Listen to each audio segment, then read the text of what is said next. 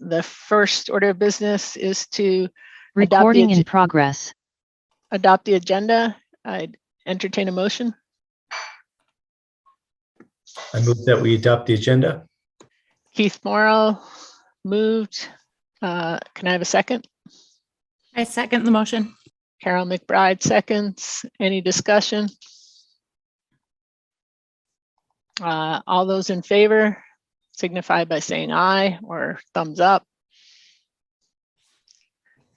Anyone opposed? Any abstention?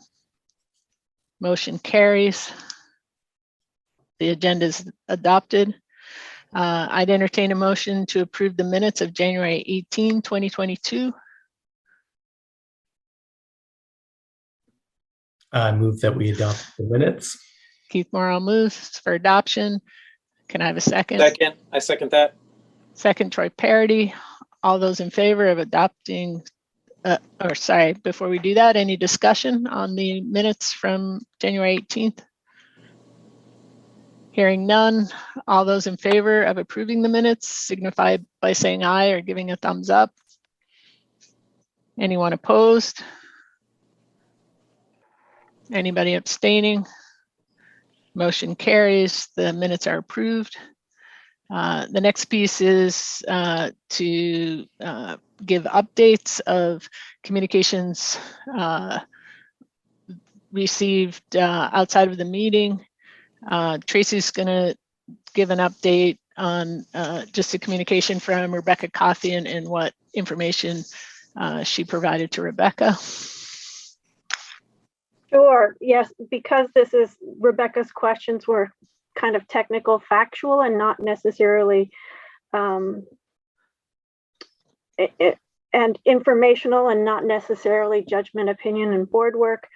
I will answer those. She asked about what CBA stands for. You'll see that in some of the documents we've reviewed, including the draft work plan.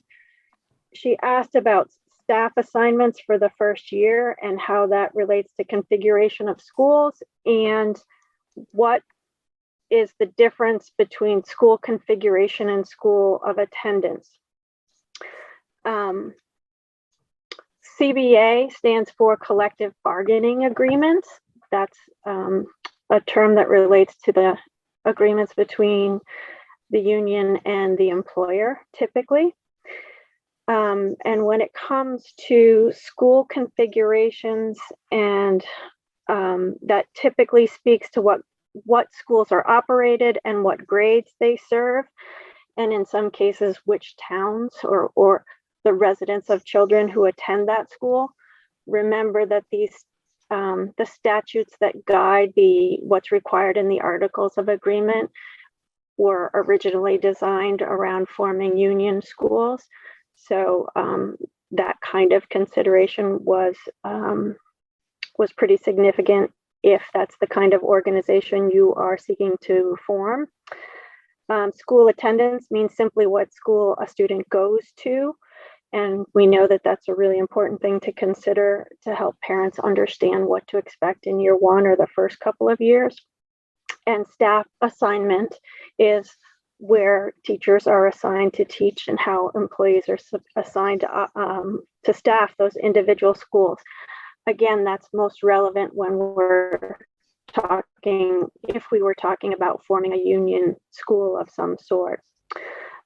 Sheila and Patrick will be presenting tonight, hopefully, on transition options and opportunities, and that will help kind of complete the big picture that we talked about supporting the committee in getting, and can illuminate further how those kinds of issues might be addressed in the Articles of Agreement. And I do hope that you'll have time for discussion tonight before the meeting ends, so we have some direction and can dive more deeply into those areas. So that's the questions from committee members that we got this week. Mary Kate, do you want me to keep going through the rest of them? Why don't you hang on for 1 second? We Sure. also got some comments. Okay. We just got email today from Dave Sharp, just commenting on the op-ed and reiterating what he expressed at the last meeting, that he thinks that the 706 study committee isn't what the Mount Abe Union School District Board limited our work to. And then Brad Johnson also sent some feedback on the op-ed, indicating that he thought the fourth paragraph of the voters' decision glosses over the issue that Dave raised in his motion about the right of individual towns as opposed to districts to vote on potential closures or repurposing, and states that that's was the catalyst for Lincoln and Starksboro to withdraw or contemplate withdrawing. And then also Brad reiterated what Dave had just said, what I just explained, and Dave said in his email about the purpose of the committee from the Mount Abe Union School District. Also indicated that he had objections to the underlying demographic and tax-related assumptions of the problems we face, indicating they're not supported by the evidence and tend to be reactive rather than proactive. And that indicated that we haven't modified our approach to accommodate widespread community skepticism about potential merger, especially with regard to the town vote issue. So those were just some comments, but we did, the op-ed was provided before the last meeting and people had an opportunity in the last meeting to discuss those, but those were some additional comments received since the last meeting. Tracy, you want to go ahead and move on to the those next pieces, the resources and draft work plan? Sure. Just wanted to let you know that per questions at the last meeting, I updated the question and answers document, and on pages 3 and 4, there is information about who can serve on a school board and who can serve on a study committee, and a little bit more about potential conflicts of interest. Much of that is a reiteration of the discussion last time, but wanted to be sure that that information was clearly available. So that is there. We also attached to the agenda the final version of the op-ed. I think maybe many of you have seen that already circulating around, but wanted to be certain that you all had a copy of that and knew what it said. The updated and ever-changing draft work plan was also attached, as it has been for every meeting. I made a few changes in the meeting schedule in consultation with the co-chairs to reflect the changes in meeting dates that you approved around the February and March meeting schedule, to clearly recognize that tonight's meeting is dedicated to some time to debrief the New Solutions K-12 report, and for you to finish doing the work that you asked to do around getting that big picture, and then hopefully following discussion tonight and perhaps some direction, a return to articles in March and April. That said, it continues to be a dynamic process, and we'll continue to adjust the work as you make decisions and express needs in areas that you want to understand further, and also as outside forces such as legislative activity or the emergence of important reports become available. And that is a perfect segue to new resources on board structure. Attached to the agenda are two things: a one-pager that was drafted by Legislative Council, which describes the 3 structures that might be framed in a rewrite of Chapter 11, and a complete copy of the draft rewrite to Chapter 11 with a note, because it's like 120 pages, that the sections on board structures are pages, I can't remember what pages they are, 29 to 34, I think. And I just wanted to be sure you knew that that is out there. Obviously, it's not done until the legislature enacts law, but to the extent possible, I want to be sure that you have access to the latest thinking on things that we're talking about. So as you conclude your process, you're prepared to either revise quickly or already in alignment with the direction that any legislative changes might go. What's important is that it frames the three options more narrowly. That hybrid mode between proportional by town and at large seems a little less flexible and more defined than the original materials that we were using for discussion. So I just wanted you to know that that was out there. We'll come back to it. But if you have a grocery store conversation with someone about board configurations, you at least know between now and the time we get to discuss them more thoroughly that there's additional information for us to sift through. And that is it. Any questions on that? Okay, thank you, Tracy. Next item on the agenda is the hypothetical transition process and opportunities. The superintendents, Patrick Green of MAUSD and Sheila Soul of ANWSD are going to present on this. I'm sorry, could we back up a second? This is Kevin. Yeah, Kevin. So so there was a discussion about the op-ed, and I don't see what's going to happen to it. Is it just in limbo, or are we going to decide to publish it, or what? The decision was made at the last meeting, giving approval. It's been put out there, and I was just sharing comments that we received outside of the meeting. Okay, thank you. All right.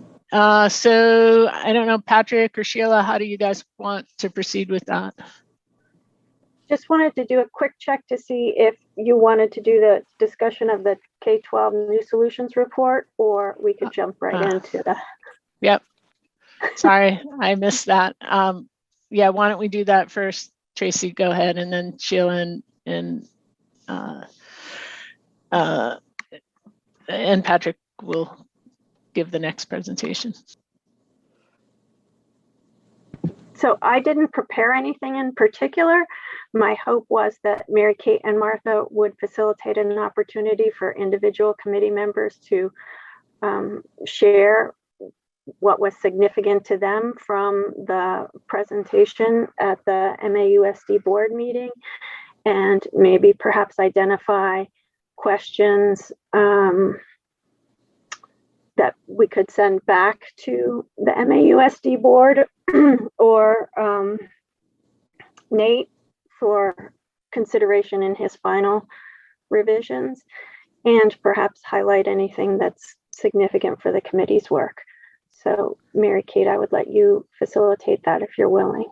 Yeah, that sounds great. Do we, given that report was, fairly significant and comprehensive, my thought would be to just sort of go around the committee and have each member share kind of what their thoughts were on that. And if there are anything, we didn't hire Nate, MAUSD hired Nate. So if there's anything that we want follow up on, we could ask if the MAUSD board would follow up with Nate on something, or if Patrick would. Does that make sense? So I'm just going to go in the order I see you guys on the screen.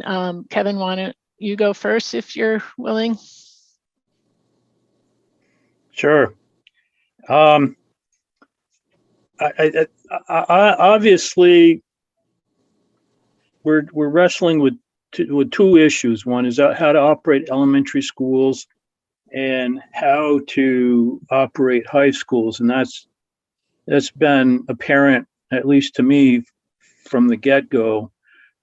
His solutions for elementary schools, he heard loud and clear from the community input group that he was talking with, that may or may not be biased, but nonetheless, the concern about local schools, and that carried through his report. He came up with some, I wouldn't say radical, but some pretty innovative ways to work around that and attempt to keep, at least on the MAUSD side, the schools in operation as we see them today. He came down, in my opinion, very much in favor of the consolidation of the two districts, and was specific in saying that he thought a unified union would be the preferred way, and he had rationale, not so much from a CAS point of view, but just the operational aspects of the fragmentation that a supervisory union would create, and the continuity of being able to, for instance, attract qualified people to operate it, among other things. He held a caveat that he thought it was important that towns retain the right to vote. I have mixed feelings about that, but I understand where he's coming from on that. And I think he really implicitly has supported or given support to our efforts here, which I'm pleased with, as opposed to having a different opinion that would necessarily tear us apart. And he talked about the importance of healthy high schools, much more so than elementary schools. I thought that was important as well. So that's kind of where I got out of it. Thanks, Kevin. Rebecca?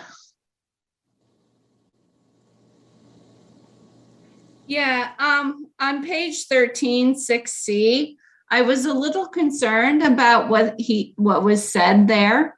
It says 6C, a priority on more students in a grade level to support a wider range of offerings and social interaction. And this could be achieved in a number of ways, such as combining high school students with the neighboring districts at Mount Abe or a new regional school. And that was concerning to me only because it didn't mention coming to our school at BUHS. And it's, that's concerning because we talked about busing routes to Mount Abe for high school and not our high school, busing routes to our high school. We've always talked about high school at Mount Abe, not high school at Virgins. And I have to say that our middle high school has a lot to offer, such as we have 2 gyms. We have newer updated spaces such as science labs, band and high school chorus rooms, art rooms. These were talked about when the new updates were done in 2001. They were talked about with the principal when they were updated, with the high school band and chorus teachers, and with the art room teachers. And there's sunshine in each of these rooms, which isn't in all of the high school rooms and middle school rooms at Mount Abe. I would really appreciate a walkthrough of each of the high schools and middle school with the merger committee, just to see what is offered in each of these facilities. And I just was really, that really just struck a note with me. Like, really, we're gonna say it didn't even offer that opportunity. Like, it was just like, oh, you should come here and we should build a new building. It wasn't like said, oh, we should look at this other building as an opportunity for high school. Great, thanks, Rebecca. Maybe, and we can talk about this later, but maybe part of it's looking at, obviously he was just hired by MAUSD for this report. So he his report's limited to that, but it may be worthwhile to follow up with questions in terms of, to what extent are some of his recommendations universal, and either him or the board even, or the committee even doing a walkthrough, something for us to Right. consider. Yeah. What I'm saying though, it is just one-sided, and we don't have that report for our ANWSD. And so we don't have that. And so we're spending this much time on that one report, and that concerns me. Yep. Okay, Dustin. Well, I mean, there was so much because it was a very comprehensive report, but I mean, some things that stuck out for me was, when it looked at some of the proposals that were tuitioning 9 through 12 students out of district, and the discovery that would be less cost effective than actually educating them here in our own school facilities. So I wasn't shocked by that, but that was something that stuck out. And I also, other models that I thought of, like, for example, like putting grades 7 and 8 back into the town schools, and that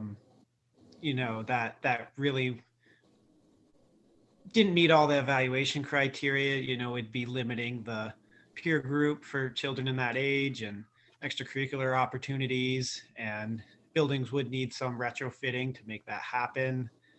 I thought it was a very well done study. It was very comprehensive. And I also was pleased that, it did find lots of other ways beyond school configuration where we could be saving costs.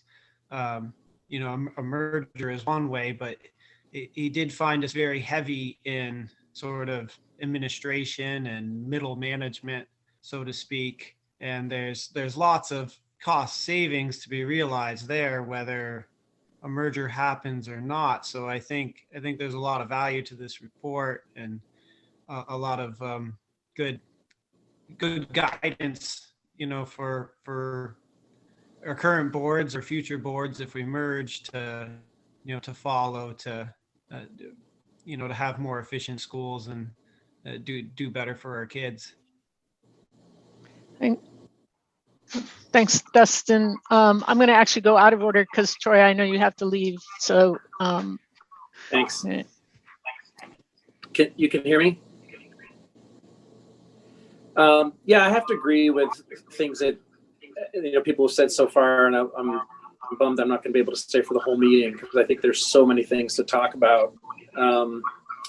I liked his presentation a lot. I thought he was clear, and he spoke to the community in a way that we could all understand. And I appreciated that about his presentation. I, like Dustin, I also appreciated the variety of things he sort of was sharing that could be. And I think we have to remember that everything that he was presenting was just a could be scenario, but it sort of opens our eyes to the fact that there's many ways to think about moving forward. But I also got the sense that some of it is we need to think about community building, not just school building, and how do we let this process bring our communities together and not separate us. I've been thinking about that a lot lately. And I think it's really important that we keep that central focus on whatever we choose to do moving forward to make education affordable for taxpayers and the best possible educational scenario we can for students pre-K through 12. It's going to come with some things that not everybody loves, but we have to do what works the best to hold to the sort of the things that we most want. And I like that he kept talking about the the guidelines that were given to him and having to follow those. And I think that's important for us to think about is these schools are a reflection of our community, and our community is a reflection of our schools. And I like that he had some good ideas. And to chime in on what Rebecca said, I was also noticing that it was all really, and I understand that he was hired by the Mount Abe School Board, but it was, a one-sided look. I really like the idea of sister schools and sharing, and you could even extend that out, with the big shared district. When I started teaching in Burlington, I worked at the high school half-time and a middle school half-time, so I was a full-time teacher. And the ability to attract teachers is getting harder and harder, and for a part-time job, it's almost a non-starter for most people. So, just thinking about things that are going to be important to us as we move forward, in terms of staffing and options that we have. I thought he proposed a lot of really interesting things. Thanks, Troy. Erica?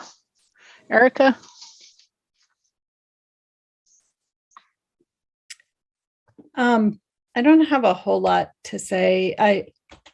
I would echo Rebecca's remarks about just feeling like as we go along, we are accumulating a lot of input from the Mount Abe district, and there seems to be comparatively less input from our district.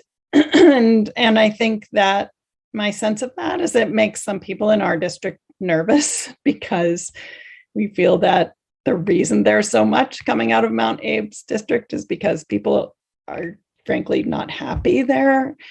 And so, if they're not happy in our district, at least it's not as evident.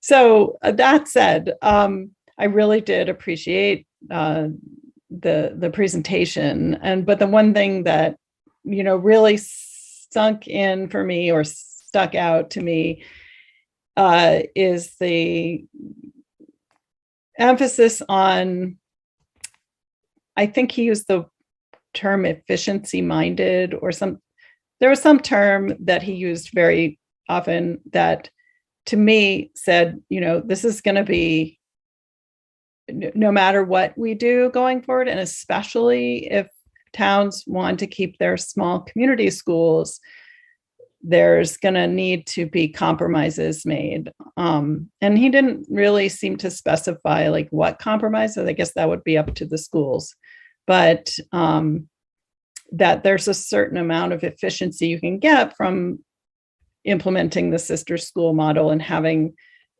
staff be able to work together or work easily in one school part-time and another school another time.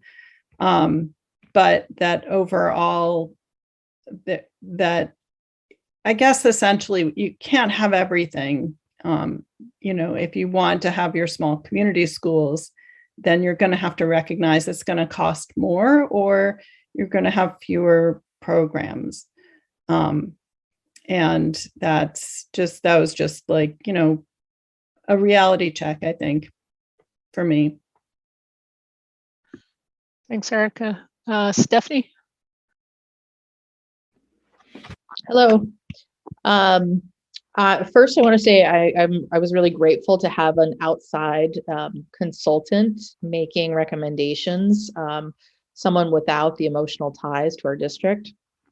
I felt really proud that we were doing many of the elements that he had suggested, like having sister schools and combining positions, like teachers being instructional coaches and schedulers being teachers, consolidating programs and making efficiencies. We have done a really great job over the past 10 years in doing these recommendations. I'm not sure how much more we can do this and not greatly decrease student outcomes.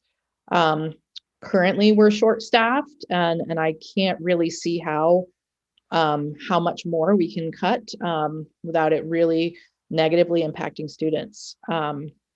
He stated to allow towns to vote to agree to a merger. And like Kevin, I do have concerns. It's so hard. And then I also thought it was really interesting that his recommendations were to consolidate grade levels. So like combining all sixth graders. And I'm interested how much of a savings there would be to combine fifth grade and sixth grade, seventh and eighth. There are quite a few schools around the state that have 5 through 8 schools, and they have great success. So yeah, those are my thoughts. Thanks, Stephanie. Keith?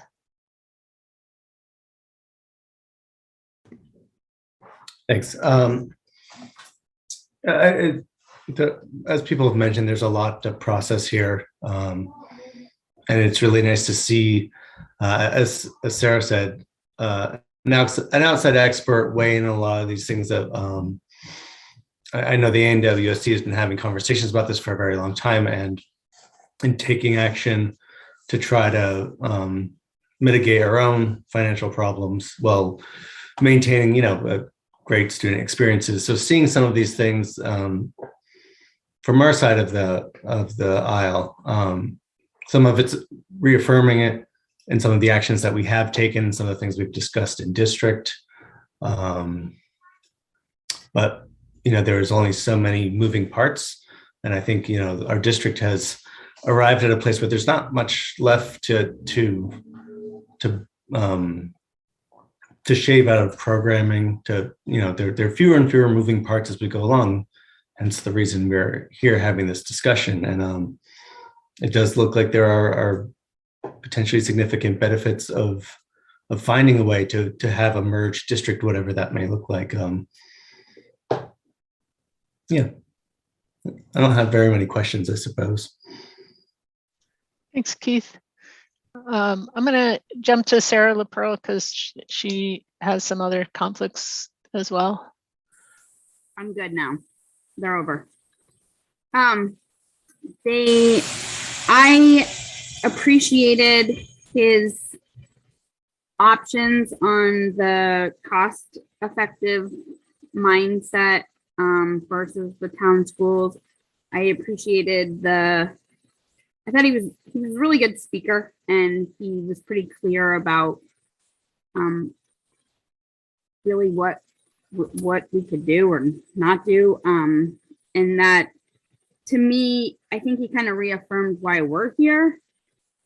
And that this has always been really about the secondary or middle school, high school scenario versus and less about our elementary schools as far as our committee has been, but that we could, and also about central office and just options there.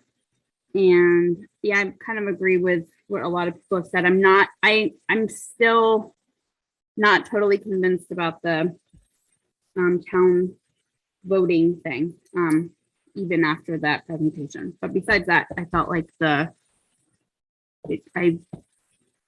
it was a good presentation. I don't know if I have much more to add. Thanks, Sarah. Dave?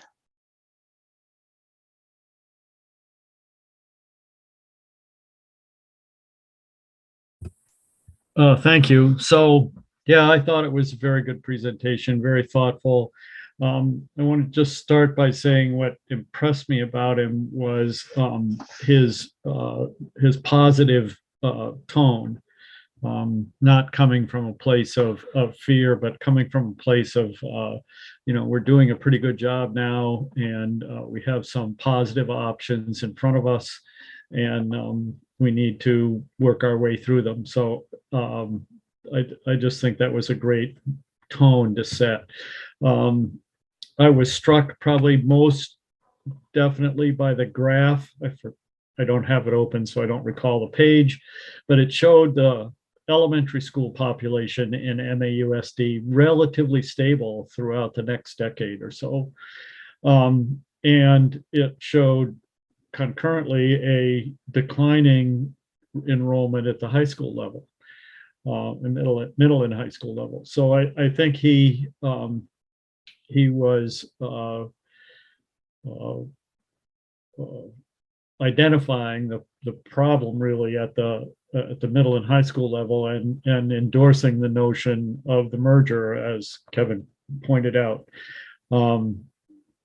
I think that he was specific in his notion that closing a school creates long-term hard feelings.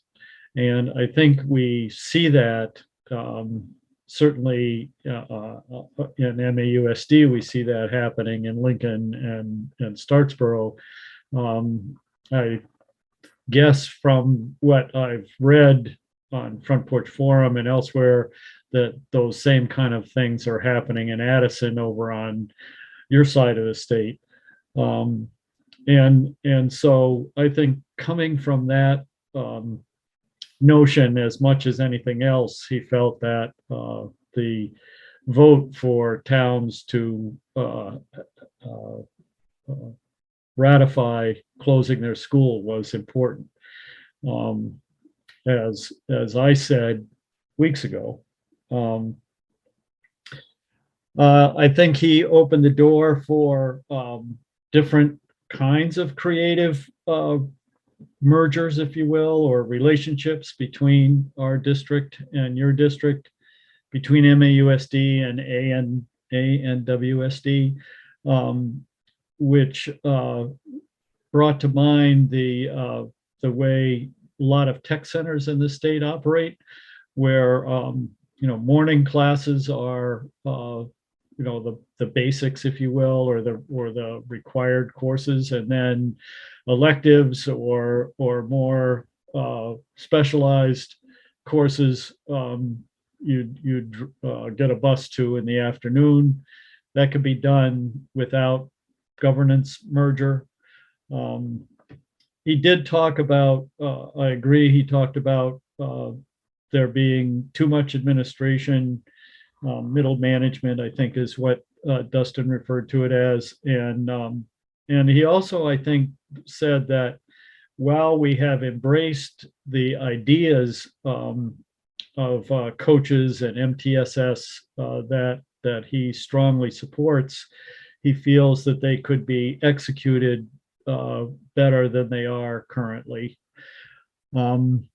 I liked his notions about sister schools and cost-effective education in our elementary schools. I guess that's on that's the list that I have written, just made notes on. But as Troy said, I think it's a big document. There's a lot in there, a lot to discuss and move forward on, both for MAUSD and for this merger concept. Thank you.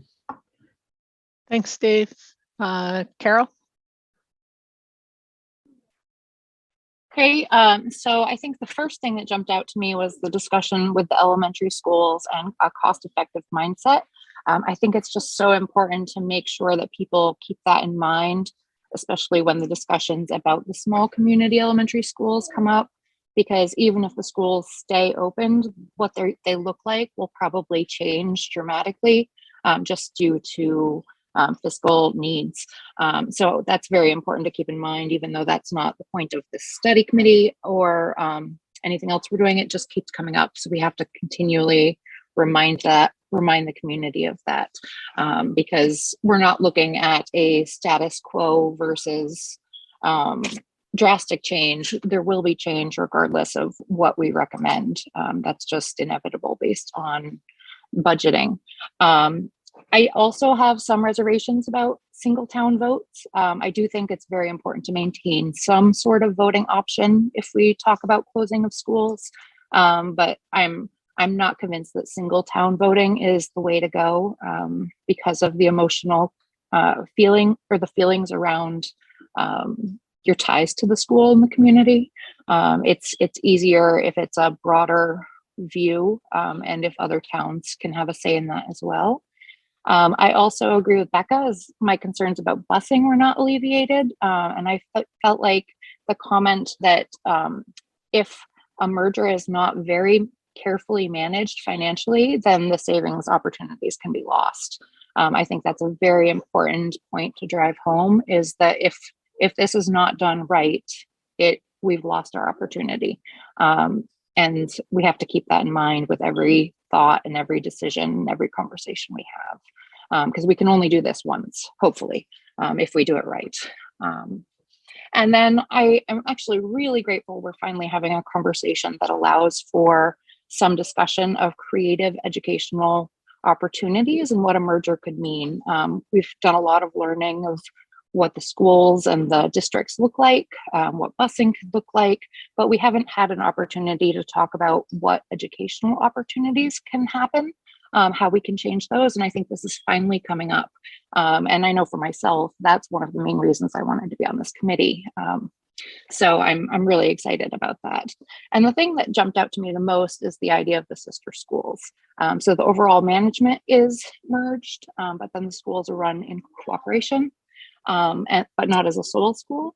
And I think given the busing situation, I think we should really discuss whether this might be a worthwhile option, because there would be a lot of opportunity to specialize the schools. And as Dave said, career tech centers do run in this way. Even in our own districts, we send kids to Middlebury for the career center regularly. So why not consider that for other students, maybe for AP classes, languages. And also, we're all very attuned to using new technologies like Zoom, thanks to the pandemic. So we could take advantage of those situations, and not necessarily bus kids back and forth, but somehow arrange for classrooms where students can participate no matter where they are, and have those opportunities with only a single French teacher or only a single Spanish teacher in the whole district, but still have them available. And I really think that would benefit the communities. And that's what the population, the community wants to hear, is how are we actually going to benefit the students with the educational opportunities. So I'm glad we're having this conversation now. Thanks. Thanks, Carol. Martha?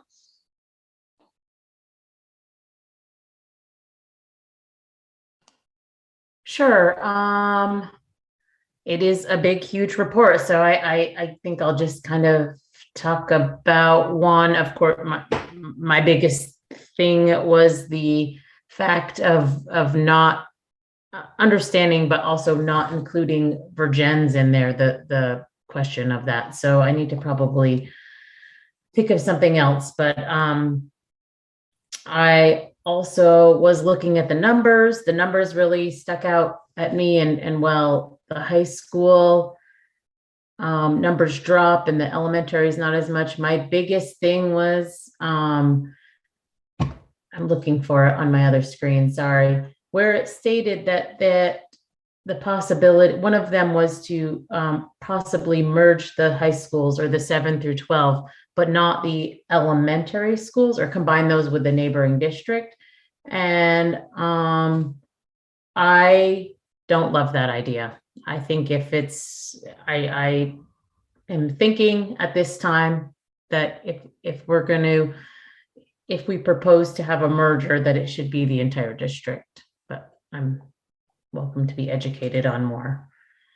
And so that's kind of my thoughts on that particular section. Thanks, Martha. Is there anyone that I missed that's on the study committee? Mary. Sorry, Mary. Yes. Go ahead, Mary. Hi, sorry, I was late.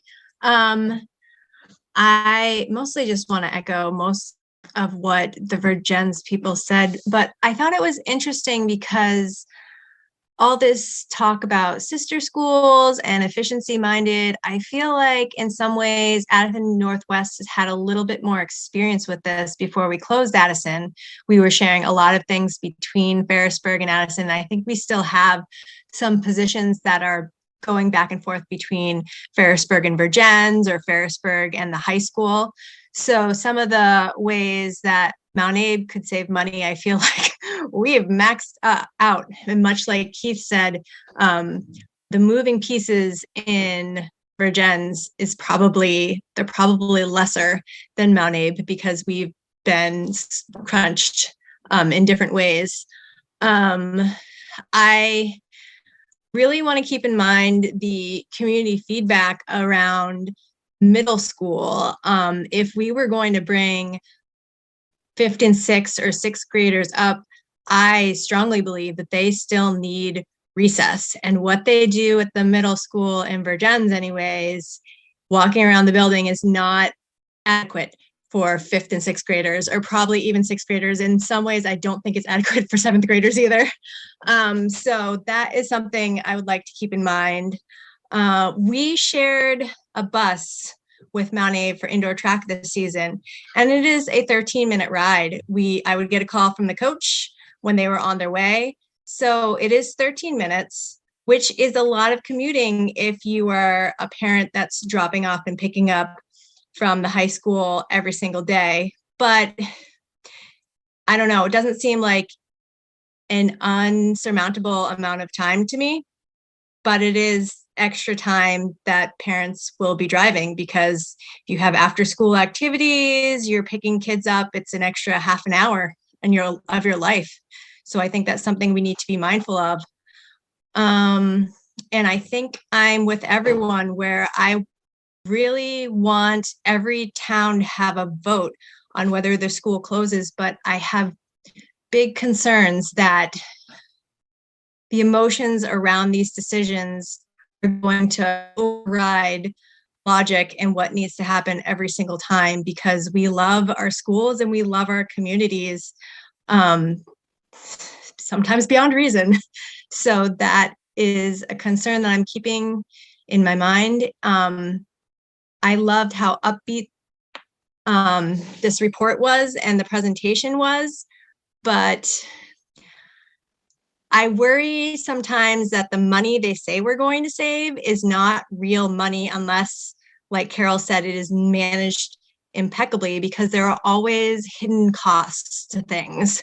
We moved our EEE program from Virgins to Ferrisburg to save money, and then we had to build a new preschool playground, and that was something I don't think anyone accounted for.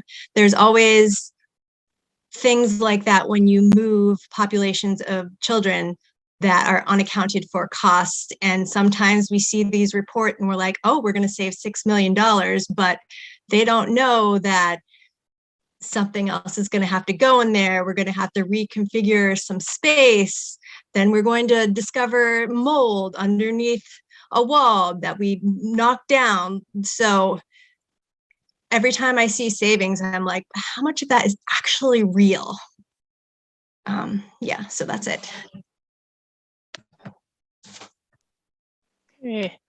I just echo really what everybody said. I think I was really encouraged that there is a way to keep local schools and still do that in a cost-effective way, with the cost-effective mindset. So I was encouraged that he came up with a alternative that was still cost effective.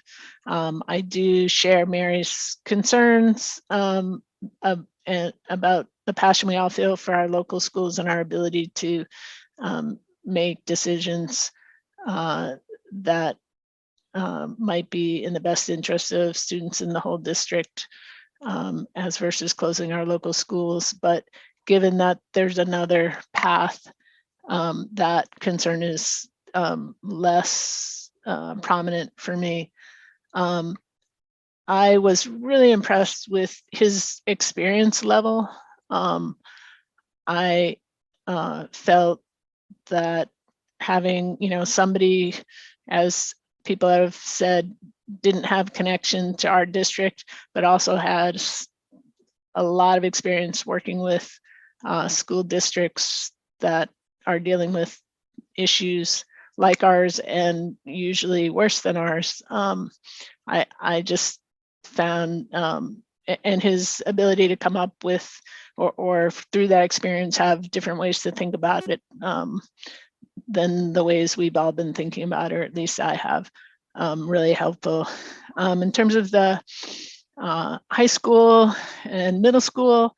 I thought his support for merger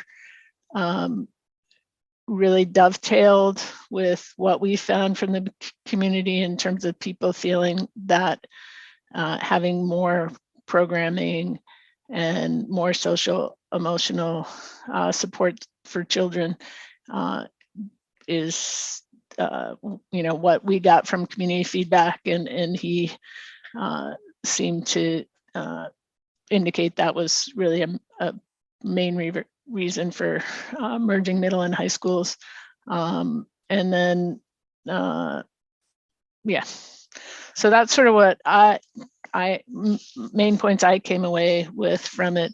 I do want to circle back to this question in terms of, he was hired by MAUSD and gave the report for MAUSD, didn't include looking at Addison Northwest. Are there people who want to kind of look at, well, are there questions to ask him, or do you want Martha and I to kind of look at that and kind of go back to him? It looks like Tracy maybe has an idea. Go ahead, Tracy. Well, I took careful notes through all of your reporting out and tried to listen to places where there might be action steps and follow-up. And related to that particular question, what I heard was maybe a follow-up question for Nate Levinson and MAUSD around what are the generalizations that can apply or might reasonably apply to ANWSD.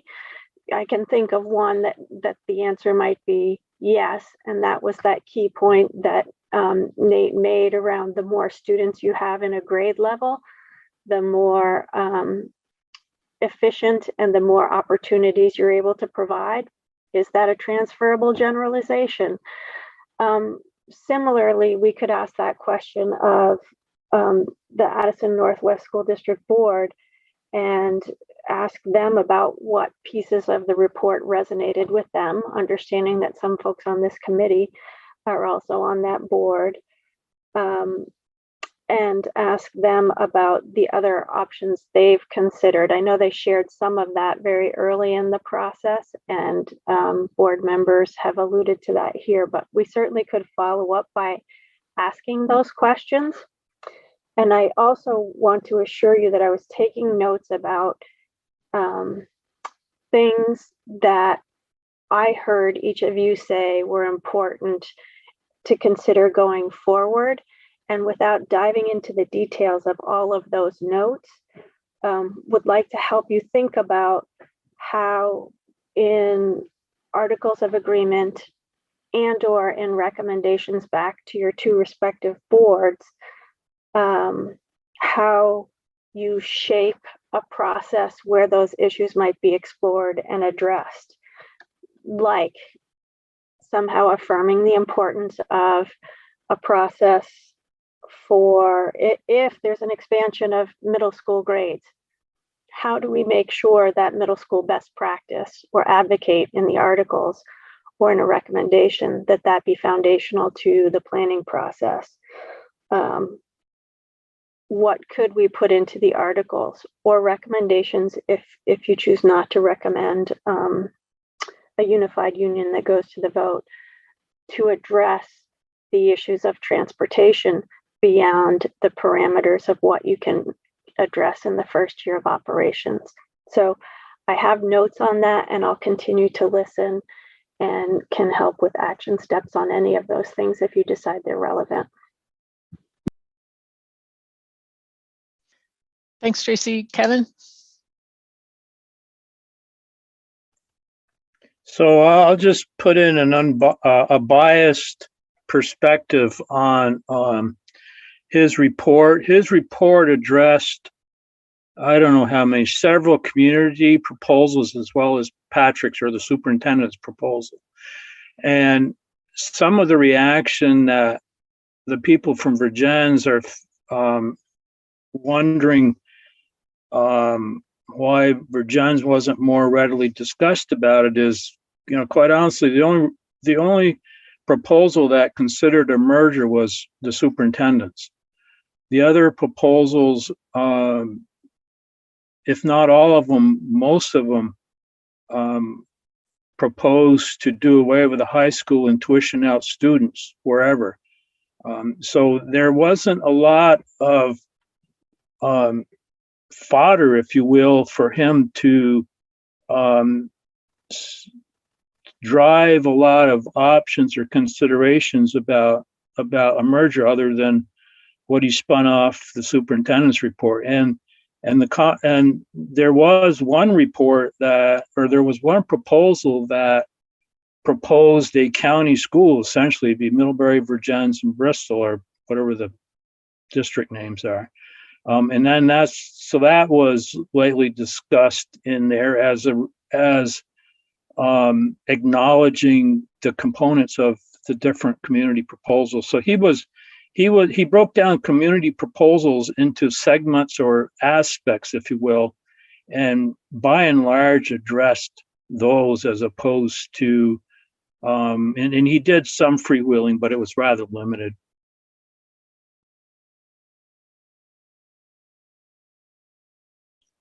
Rebecca.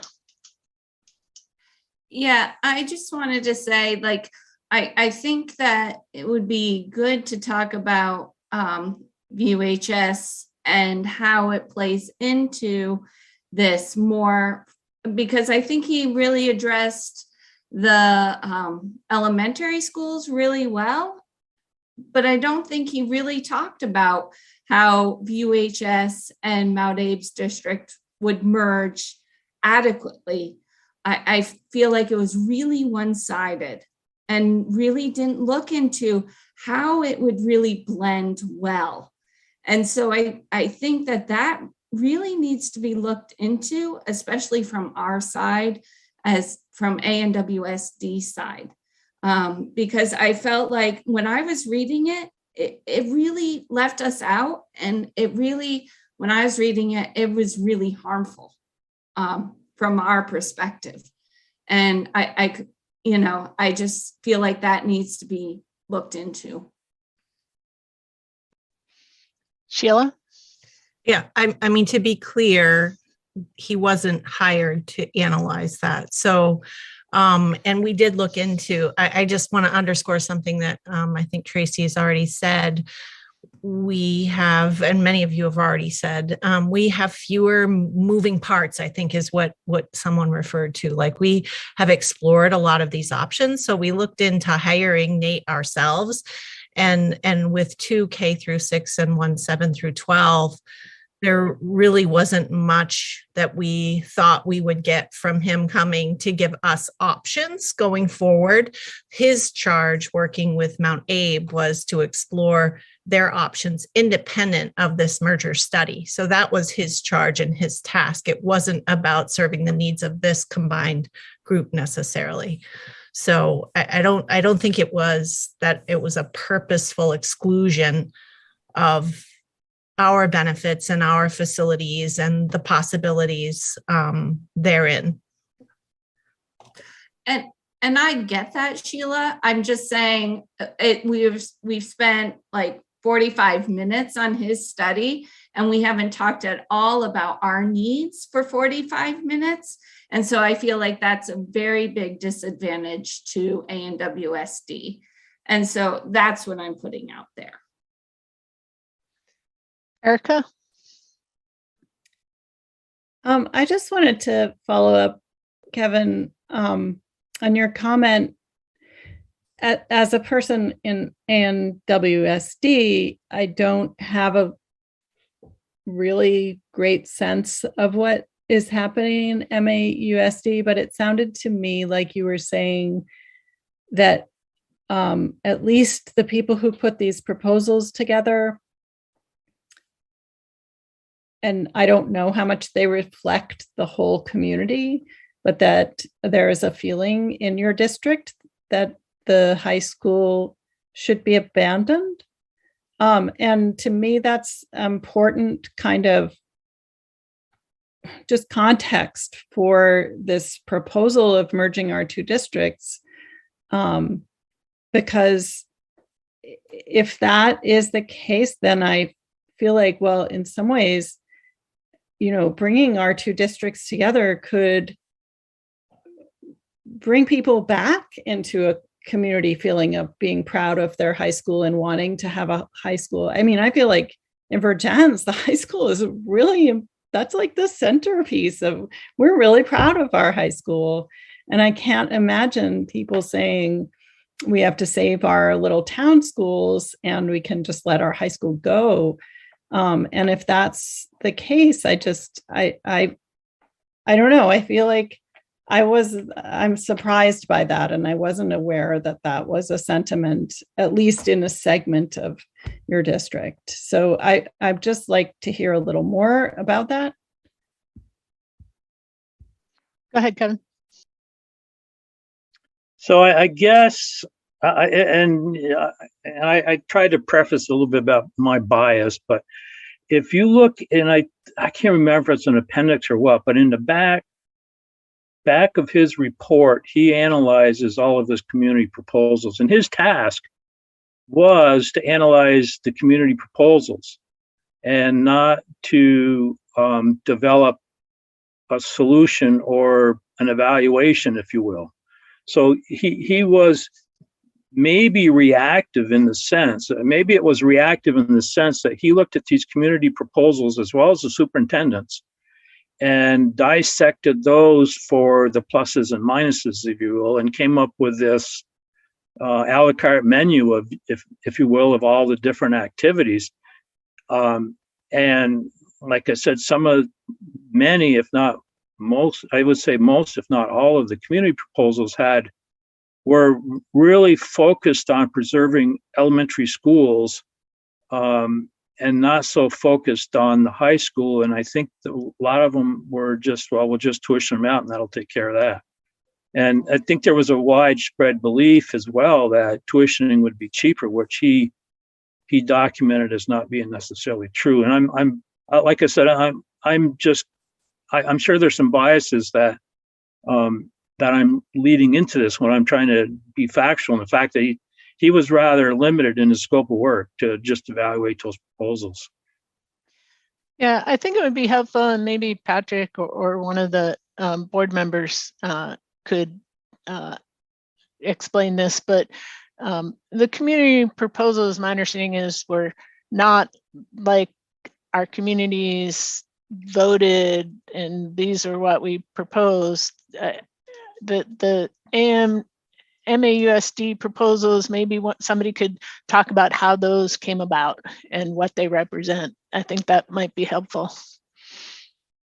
Patrick, is that something you are able to do? Or yeah, I can take a stab at it for sure. So I guess I'll start at the beginning. That's usually a good place to start. So the MAUSD board had engaged in a variety of ways with the community for, gosh, a year plus anyway, working to share information about the situation that we were forecasting, gathering thoughts and ideas and values from the community, leading up to a charge they gave me as superintendent. They said, so you've been part of this community engagement work for a year plus. We've been having these conversations as a board for 2 years now. We charge you, superintendent, with taking all of this information and telling us what you think we should do to respond to the financial pressures that we're anticipating. And so a couple of Decembers ago now, I gave the board what I thought was an idea to respond. That prompted a lot of reactions and thoughts from a lot of folks, and the board decided to open up to all community members. Any one or any group of people that were interested could submit their idea for how we respond to the financial pressures. And so I think there were 6 community proposals. Some have single people as authors, and others have groups of people that author them. And there was a process through which people could submit those, but all of the community proposals that were submitted, and including mine, those were what were given to Nate and his team and said, please look at all of these proposals and give the board sort of an apples to apples comparison with cost implications, logistical implications, et cetera, and help the board, position the board to be able to make an informed decision. And for the most part, it was evaluate these criteria. However, if you see something, given your experience, as Mary Kate mentioned, he's very experienced, has done this with hundreds of schools. If you see something in here that is something we should be considering as well, please include that. It was very clear he was not making recommendations of what should happen, as much as it was trying to provide that evaluation of the criteria. Engage in a process whereby lots of input was collected. He had a community input committee that represented community members, building administrators, to really flesh out a little bit further the board's criteria. Like, what criteria are we going to measure these against?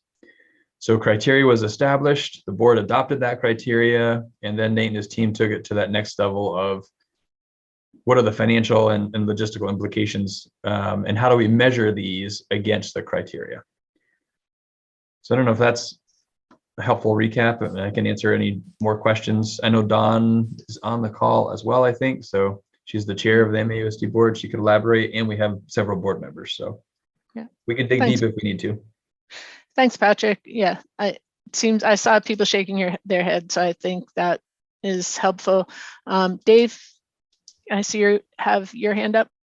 Thank you. So first, I want to apologize. I had an important phone call and missed some of the discussion. So I hope I'm not being redundant. My subjective and speculative view of things, and I can stand to be corrected. But the way I see it happening is that Patrick had this charge, and he put together what he thought was the best educational answer for the kids in our district.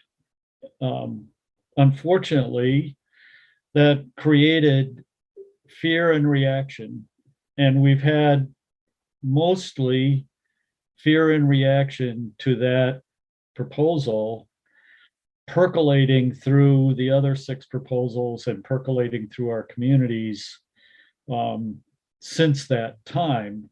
If we could wind the clock back and find a way to have a conversation with people in communities about what the best educational process would be for our elementary school students, we might eventually have gotten to the point where Lincoln or New Haven might have said, yeah, we see that our kids would be better off going down to school in Bristol.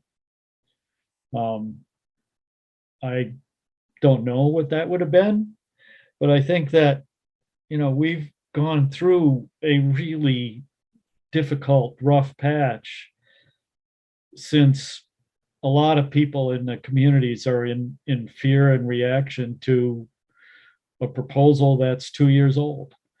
And that's what was so refreshing about what Nate Levinson had to say, is that, wait a minute, let's look at this in a positive way. Let's look at how we can move forward in a positive way. And put some proposals on the table, some ideas on the table, picking and choosing from the various proposals that he felt were viable ways forward for our district. But I don't think we're out of the woods. I think we're in a position right now where it's a done deal in Lincoln in terms of them leaving, and I think that's my personal belief, is that that's really bad for the district as a whole.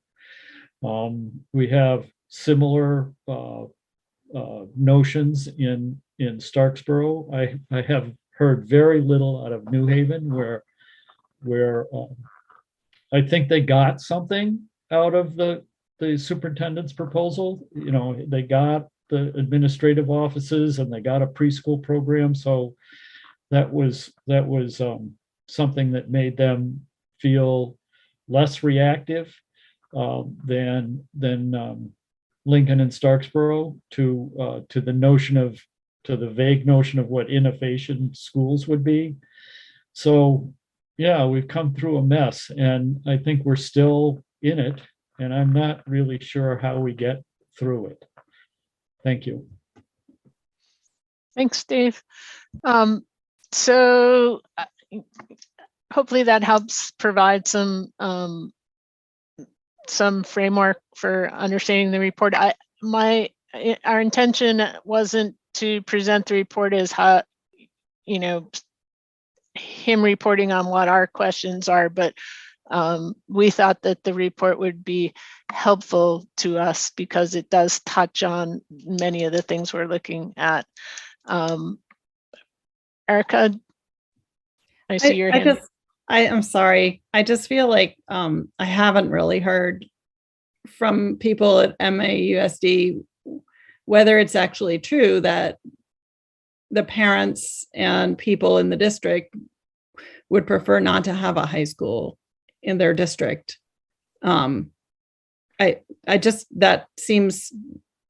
That surprised me, and I just wanted to hear more about the high school. We've heard a lot about the elementary schools, and we understand how very, very important they are, but we have not heard about the high schools. And so I didn't realize it was to the extent of we'd prefer to send our kids, school choice or something like that.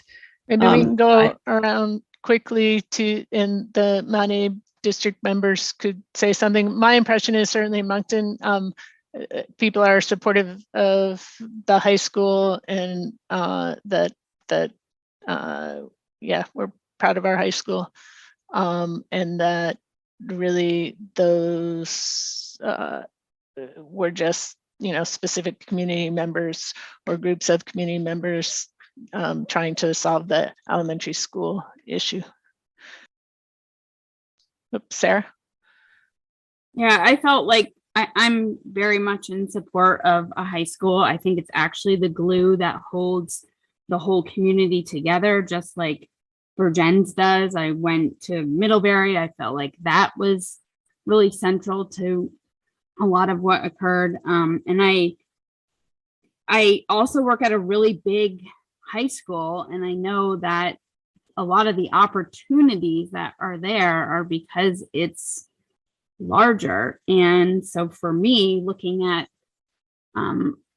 the option to merge is to build something and make it better, not to have it to eliminate anything at all. I just have always felt like we could be stronger together. And I felt that way in Act 46, merging the towns, and I would feel that way with this. And I don't think it's about what we're killing. It's about what we're building together. And I feel really strongly or pretty saddened that the tax that was taken was about the elimination. I think was really the choice was about the elementary school and how to save that versus how to build us all together and come together, even within just MAUSD or within our county. So thanks. I agree with you, Erica, and I don't agree with what that we're trying to eliminate it. And I think that a lot of the voice that you've heard has come from a little bit, I don't want to use the word out of desperation, but a choice of an elementary school over a high school from some parts of some communities. So we need to move on, but is there anybody from MAUSD that thinks the community supports not having a high school as a general proposition? I'm from MAUSD. I teach at Mount Abe, and I view it as those proposals were given trying to solve the elementary school problem, and in a reaction to Patrick's proposal, really. And I also think it's also coming on the heels of, we've had 3 failed efforts at a major renovation, very large multi-million-dollar renovation bond efforts at Mount Abe. So there's still, maybe a lot of misinformation in the community about the state of our building at Mount Abe. A lot of people aren't in it regularly. They don't know the improvements that have been made to the building in recent years. There's been a lot done in our building, and the building is in pretty good shape now and continues to get better and better. But so I think the combination of just, most of these proposals were, the opportunity to give proposals came out of, reaction to Patrick's proposals. So it was trying to solve the elementary school problem, really, and also still not maybe fully understanding the state of Mount Abe's building and making an assumption that it's needing much more in repairs than it does.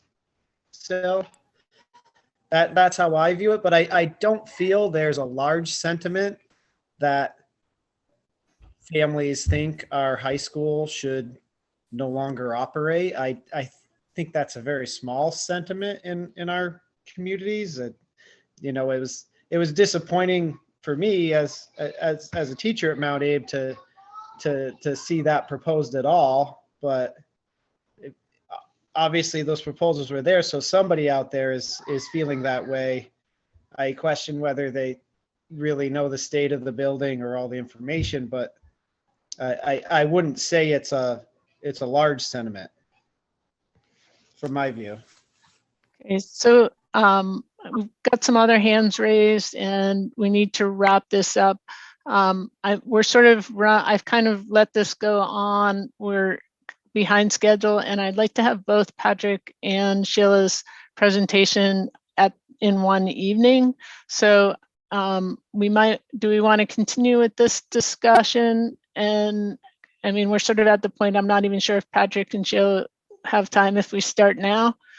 Do we want to continue with this and move that to the next meeting? What, Patrick, Sheila, Tracy, do you have an idea about how long their time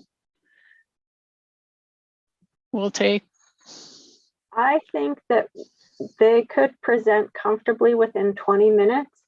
And I think that the closing of their presentation might be a perfect place to begin to circle back to what that, understanding what a transition looks like, to helping the committee think more about some of the key issues you've raised and had questions about, like high school structures and the strengths and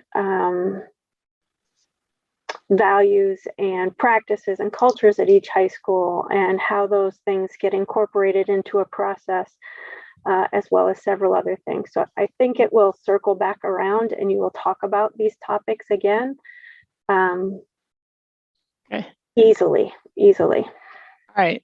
So we will come back to this. Let's have Patrick and Sheila go ahead and present in whichever order you guys want to do that. Well, we're sort of presenting together, so. Perfect. So.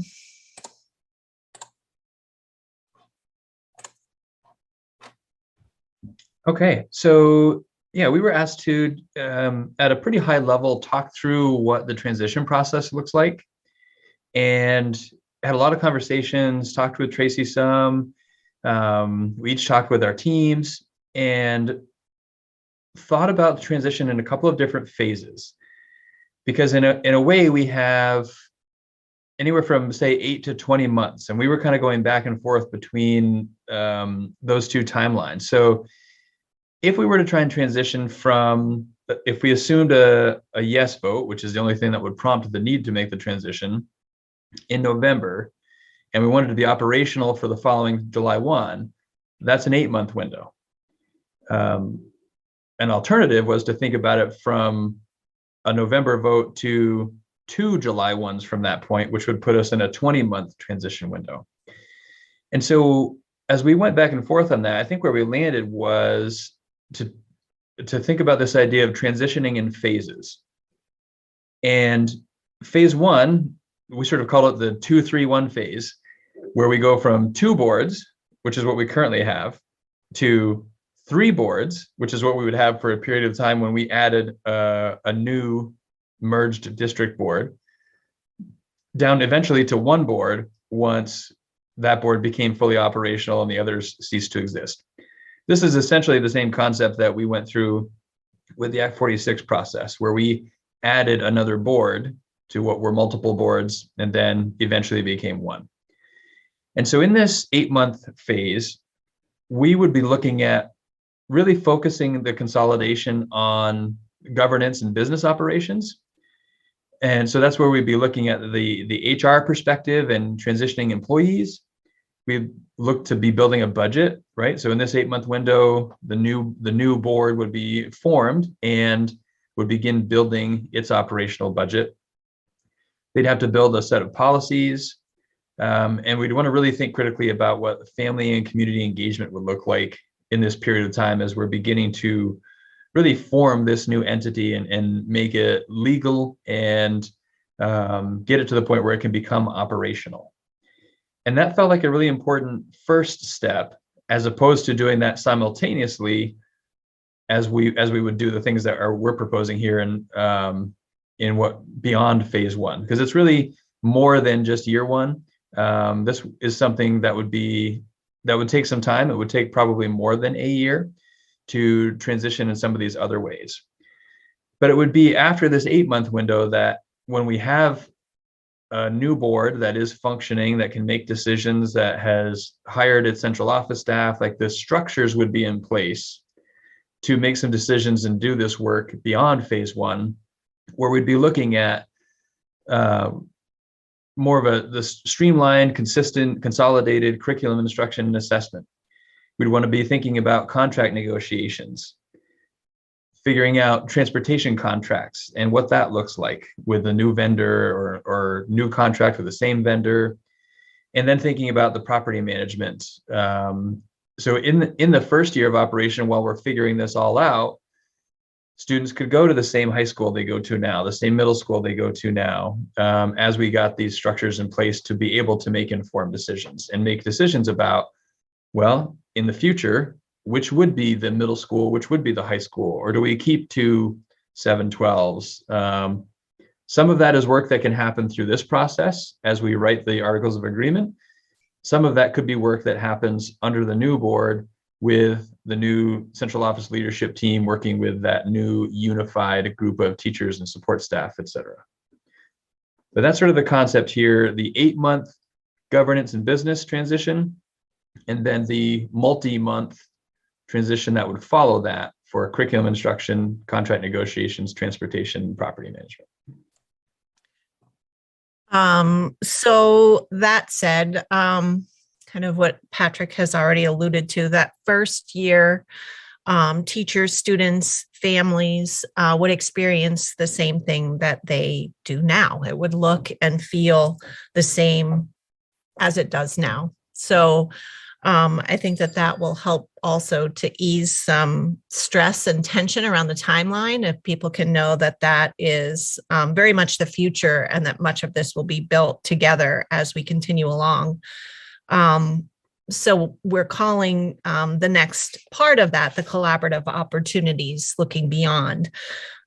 So when we think about what those planning opportunities are around, this is, there's a fair amount of detail associated with each of these bullets. And as Patrick said, we're staying at a very high level, but you can imagine as we're considering, potentially merging middle schools, potentially merging high schools, there would be so much that needs to be done around students who receive IEP services or other support services in the district, and how that's going to look and feel in a merged district. We would be planning and prepping for middle and high school consolidation and what that would look like, and those decisions around all of that work. And we would begin transitioning to combined co-curricular programs, athletics, the arts, theater, and so forth, while implementing central office efficiencies. A big part of this would be branding and a new identity. That would be an amazing amount of community engagement that we would be doing. And I see that as a very exciting opportunity for our districts to really build together that new future.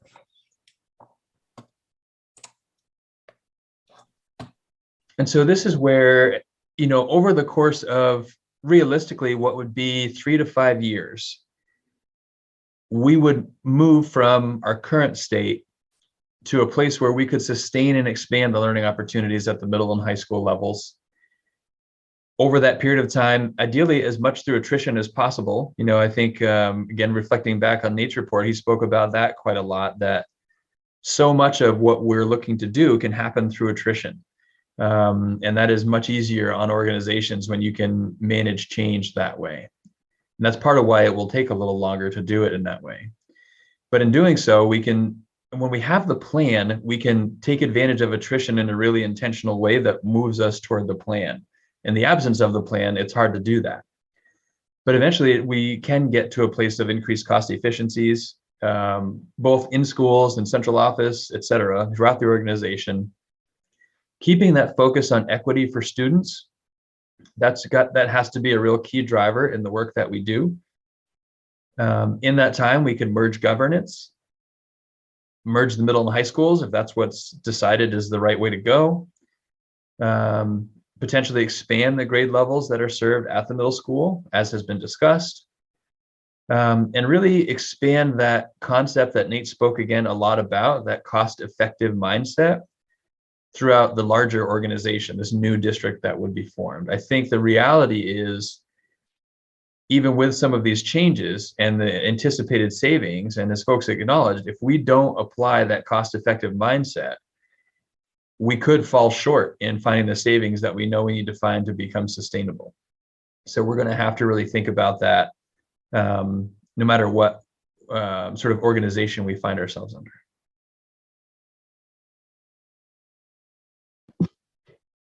Okay, so this is my chance to bridge the thinking about a multi-year transition with a lot of the pieces of the discussion that you just had. If you conclude as a board that it's worth recommending a merger, formation of a unified union to your electorate, because you believe it puts you in the best position to expand opportunities for students, address and expand your attention to equity, and capitalize on the efficiencies that might be available to you, in part through merging your middle and high schools, expanding grade levels served at the middle schools, and implementing something like a cost-effective mindset at elementary and middle and high school. The Articles of Agreement set up some very long-lasting guardrails for that. You are required to spell out the parameters for the first year of operations in particular areas, and we have some wiggle room in the articles to address other matters and be strategic about how you can frame things that the new board and the new entity need to do to be sure that some of the issues, questions, and concerns you just raised would be addressed positively in the future. So the pieces of the transition plan that we are required to address in the articles are transportation of students, contracts and collective bargaining agreements, the assignment of staff in the first year, and curriculum. And optional articles, one of which we've discussed was school of attendance, but we've also discussed a number of other optional articles that you could add, and I'll mention some of those in a minute. When we're thinking about the required articles related to the plan of the first year of operations. Given the hypothetical transition timeline that Patrick and Sheila just explained, they could sound something like students will attend the school where they would have attended based on residence prior to the merger. And maybe you could weave in some language around choice between elementary schools following the parameters that currently exist in your districts around elementary schools, or even middle and high school for that matter.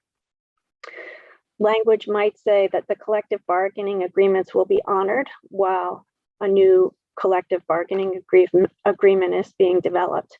That's required by law, but it's also useful to say that clearly in the articles. The articles could say that other contracts will be honored until new ones are agreed upon. So when we're talking about contracts, we're talking about vendor contracts, copier leases, transportation contracts, contracts with other employees.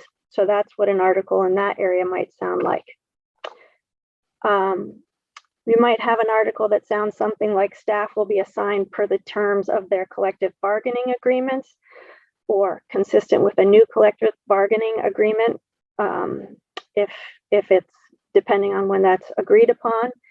And they would be at the school they would have been assigned to otherwise, except if something else is agreed upon, and again, consistent with applicable provisions in the CBA.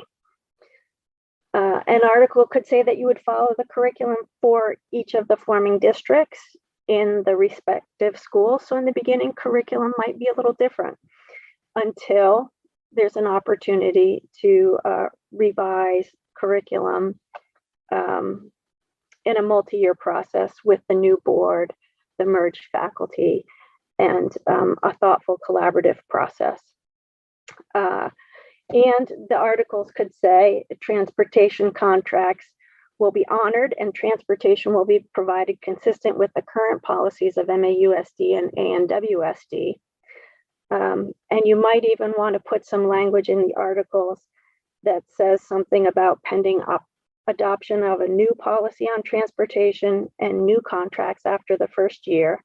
And you might even add something aligned to the concerns you've raised about the duration of bus rides, and include an expectation that the new board consider routes and rides comparable to pre-merger route length and ride durations for students.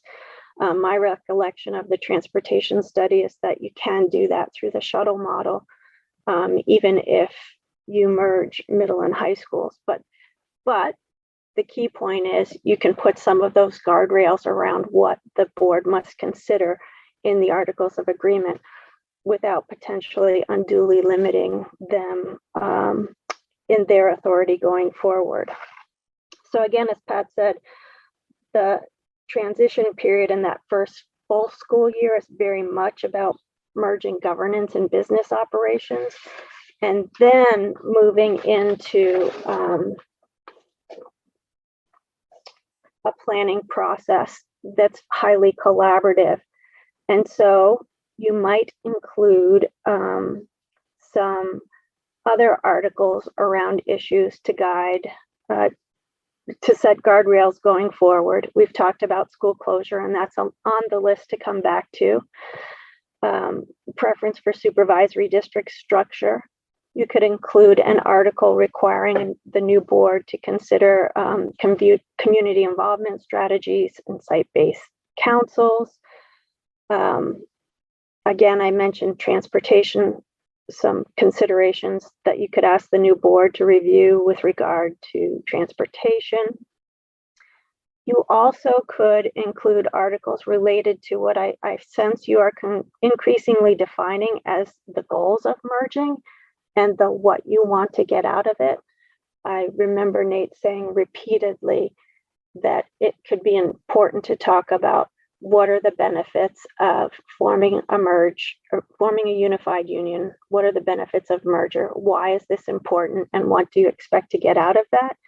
And you could include that explicitly in your articles to shape parameters for the future, being mindful of the fact that in some areas the law gives you the authority to set those limits, parameters, and expectations for a year. Some of the articles are much longer lasting and can only be amended by a more formal voting process of the electorate. And there is precedent for 1 year, 2 year, and 4 year articles, and sometimes even more, that set those guardrails and expectations for the governing body going forward. So, the last set of articles that you have to tackle would address those guardrails for the first year and beyond within the parameters that we have.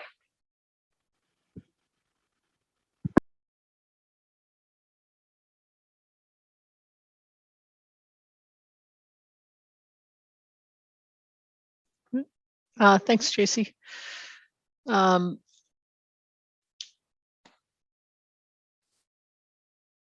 guess we have 8:20. Communication. Yeah, sorry. Sarah, you had a question?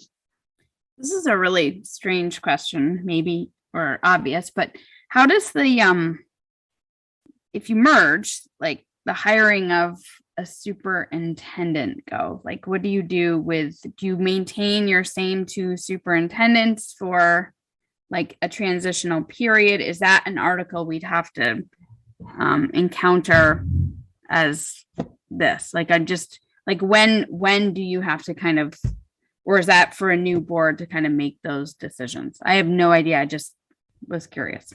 Yep. The shortest answer is that you're obligated by law to honor the contracts that are in place. So it would transitions for things like the number of superintendents and the structure of administrative support in your new entity would have to take into account the contracts that are in place and plan a phased approach to whatever you design as your appropriate staffing for your newly merged structure. So that's not on us. That's just on, that would be something after. Okay, just wanted to check. Rebecca? A follow-up to Sarah's question would be similar for teachers, right? Is how would that impact teachers? I am assuming the first year would be similar because we would probably stay in our, I'm a teacher here in the district, so we'd probably stay in the same buildings and such, but then the following years could be different. So that would be with our collective bargaining units, they would figure that out. So that would be something they would negotiate, I'm assuming. In my experience, that's something that the union definitely feels strongly about having a voice in. And I think it's likely that that would be part of a new set of negotiations. And can I just ask how that has gone in other districts? Like, is it seniority? People have just been asking me, like, how does that work? Like, yeah, in other districts, like that have pulled together, like, we just don't know how that has worked. Different models. Well, Vermont NEA could help you with some of the models that are elsewhere. I see 2 main models, and one is that your seniority is extended across the district, but with that means the possibility of redeployment elsewhere. The other alternative is to maintain your seniority as you have it now. And if a staff reduction is made in one setting, the person would have to reapply elsewhere. So there's pros and cons to both, and there's options. And again, both Pat and Nate have spoken about the opportunity to capitalize on attrition.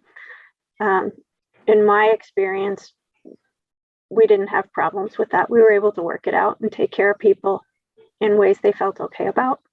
Sure. The other question I have is about curriculum, and the idea of the curriculum would stay as long as we're all in our own buildings for high school. And for graduation requirements, the next thing is when if we were to merge MAUSD's district and ANWSD, like how do you, and this is not one we have to think about right now, but it's something we should be thinking about, is how do you merge graduation requirements between the two districts, and how do we handle that, right? And so that's a huge question between two districts. And so I really hope people are being thoughtful about that, and that takes a while to think about, because if you're a junior or a sophomore in the midst of this, that's a pretty big deal to them. Yep. So there's two parts. One is creating the vision for the graduation requirements in the curriculum on the whole. And then there's a grandfathering clause or a phasing in component. And the planning is a big process, and the transition is definitely a multi-year process. 4 years to get all of your students through in a way that's respectful to the opportunities that they had before you redesigned. Sure. Thank you.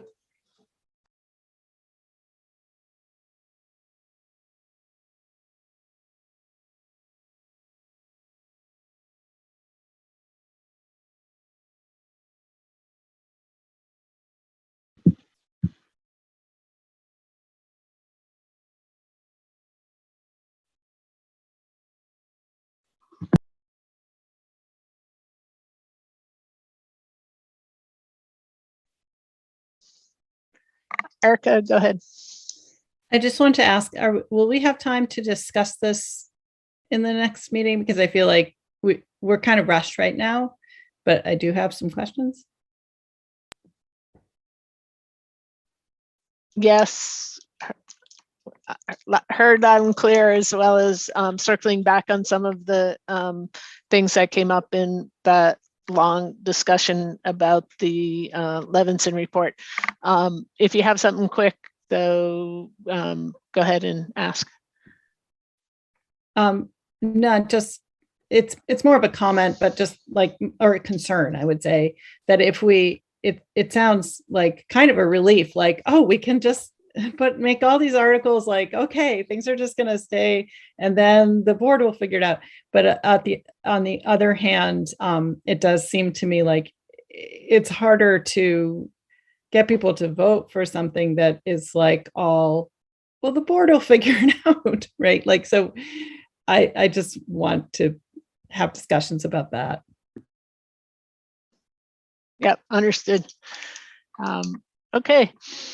Let's move on to communication key points.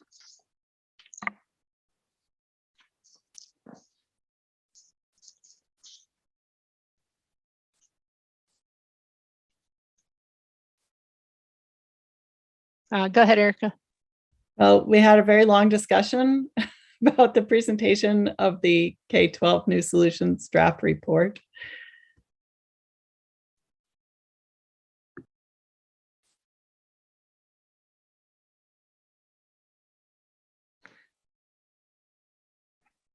Anybody else have other things? So we also heard a discussion or presentation from the superintendents on a possible transition plan if we go ahead with a merger.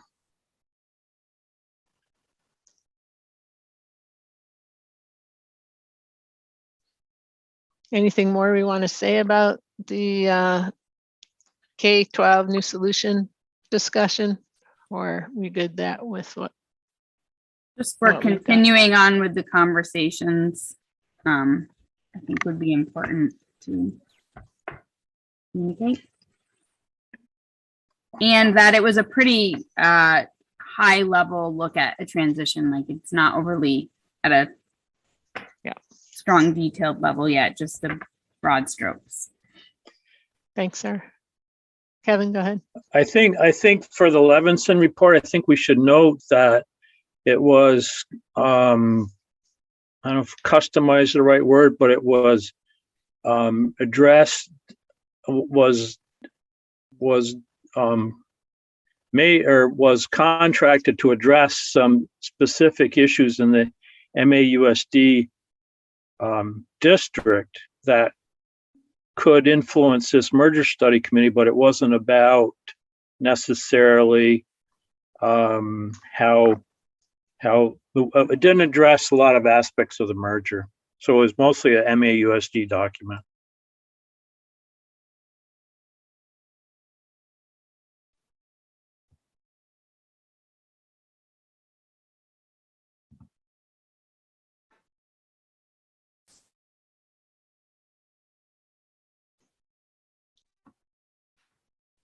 You're muted, Mary Kate. I'm muting myself when I speak. Sorry. Thank you. Dave. Thank you. So to go back to the discussion and the Nate Levinson report and the notion that many, if not all, of the alternate proposals included eliminating the high school. I think there's a real dichotomy going on in our community. There's a great deal of love and caring and appreciating our high school. And I think that there's a lot of support for the high school. I also think that there are a whole bunch of communities in Vermont that have elected not to operate a high school. And this is a trend being promoted nationwide for choice. Choice is such a wonderful sounding word, isn't it? I got an email today that said, we should just give all the kids money and let them choose where they want to go to school. And so we shouldn't discount out of hand the notion that some people think the smart thing to do for our district is to close the high schools and give kids a voucher to go to whatever school they want.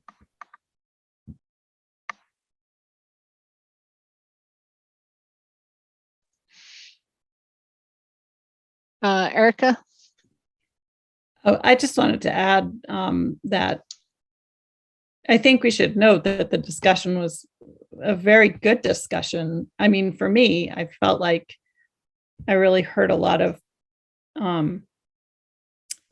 different perspectives that were useful in helping me think about the situation in Mount Abe and bring that to my perspective on the merger.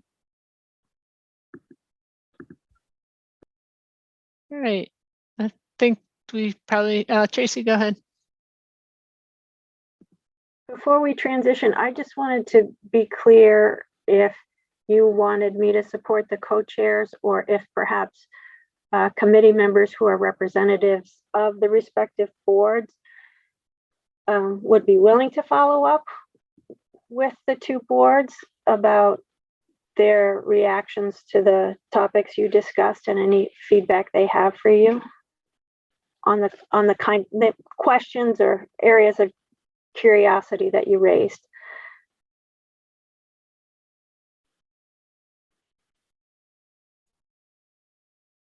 And it's probably more on Addison Northwest in terms of questions, and then going to Mount Abe Union School District Board to get maybe some answers, or I don't know if Patrick can do that directly with Nate Levinson, but yeah, I'd be happy to work with Nate to make sure, or Pat to make sure he gets the question, and Keith is in the center of my screen. Perhaps maybe I could pass my notes on to you for review and consideration.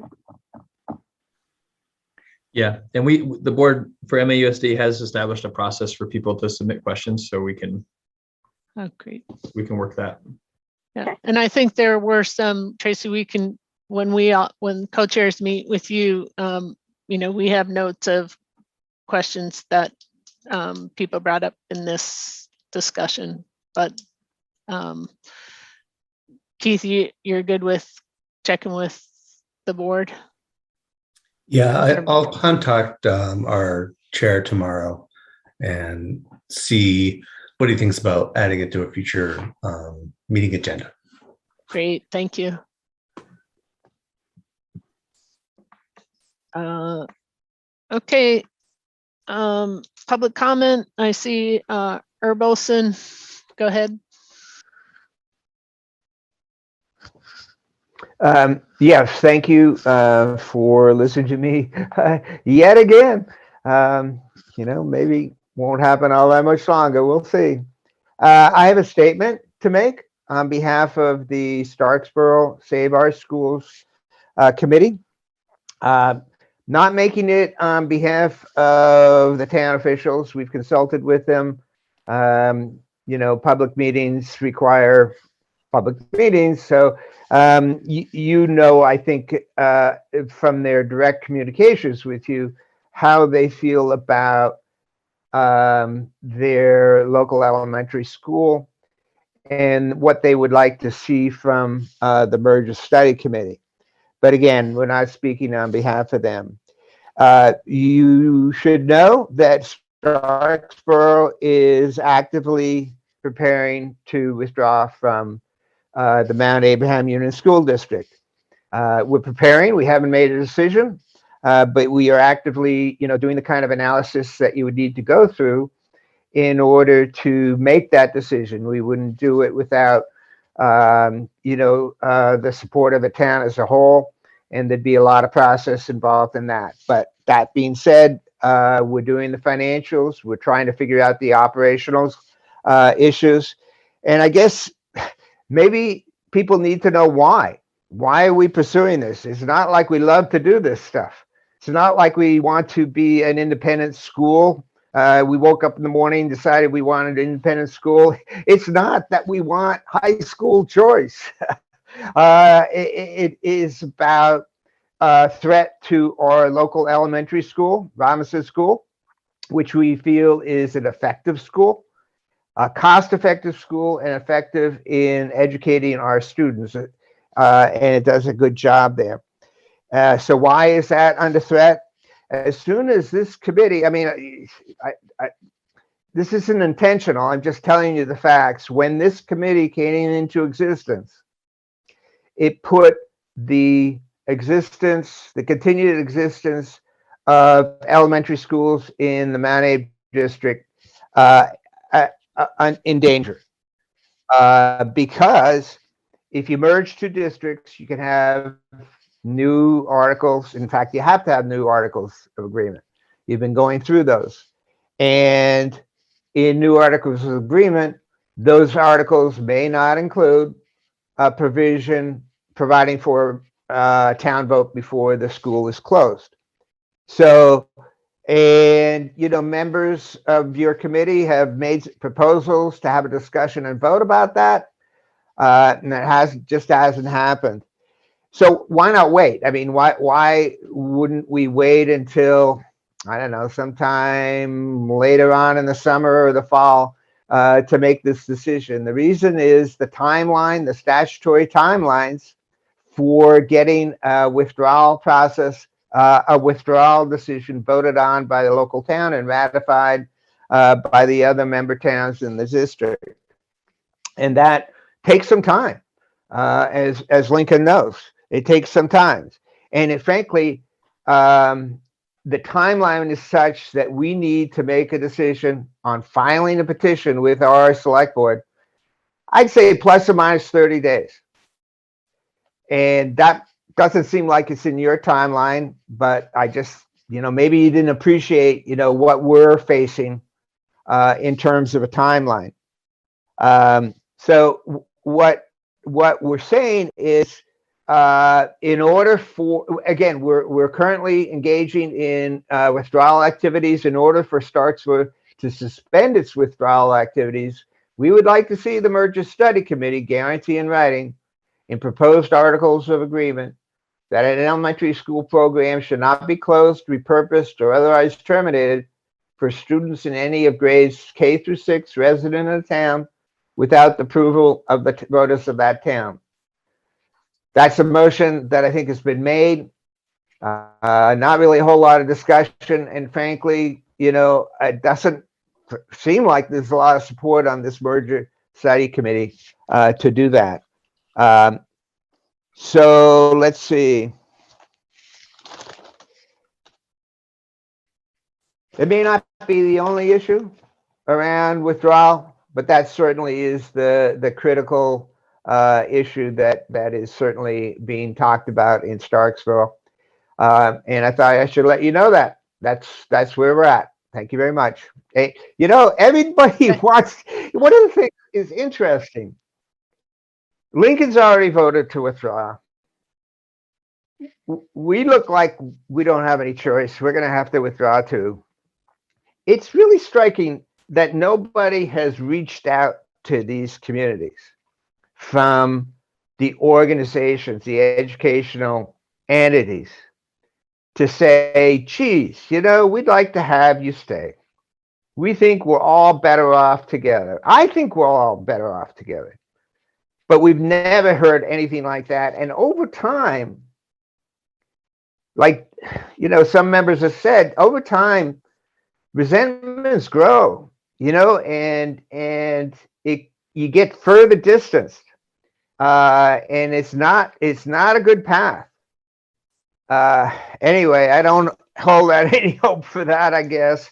I appreciate the support of many members of this committee, as well as the Mount Abe School Board in our efforts to keep our school open. And I just wanted to let you know where we are at. Thank you very much. Thanks, Herb. Sandy Lee.